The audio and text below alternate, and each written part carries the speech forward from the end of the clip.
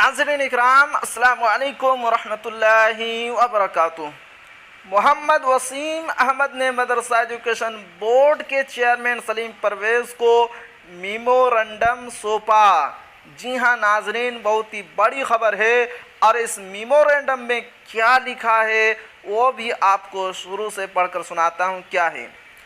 Patna JDU अक़लियती cell के साबिक नायब सदर मोहम्मद वसीम अहमद ने गुज़िश्ता रोज़ मदरसा एजुकेशन बोर्ड के चेयरमैन सलीम परवेज़ से मुलाकात करके उन्हें एक मेमोरेंडम सौंपा, जिसमें उन्होंने चेयरमैन मौसूफ की इस बात की तरफ तवज्जो मबज़ूल कराई कि सरकारी मदारिस में किताबों की तक़सीम तलबा के दरमियान 100% नहीं की जाती है। बहुत सारे तलबा किताबों से महरूम रह जाते हैं। जानकारी मुताबिक जब BRC में कुछ किताबें बच जाती हैं तो मदारिस के ज़िम्मेदारान उनको बुलाकर उन्हें दिया जाता है।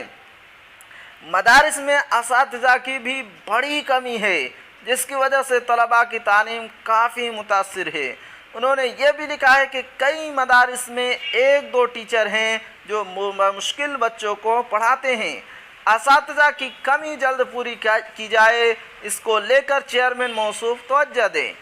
मेमोरेंडम में यह भी लिखा गया है कि मदारिस में इंफ्रास्ट्रक्चर्स मसलन टेबल, डेस्क, लाइब्रेरी, बिजली, पानी, बैतुल खला वगैरह की काफ़ी कमी है। ख़ास तौर पर बरसात के दिनों में तलबा को सख्त मुश्किलात का सामना करना पड़ता है। बहुत सारे सरकारी मदारिस में नई और पुरानी कमेटियों के दरमियान अक्सर तनाज़ा देखा गया है। इसका भी तलबा और असातिज़ा पर मनफी असर पड़ता है।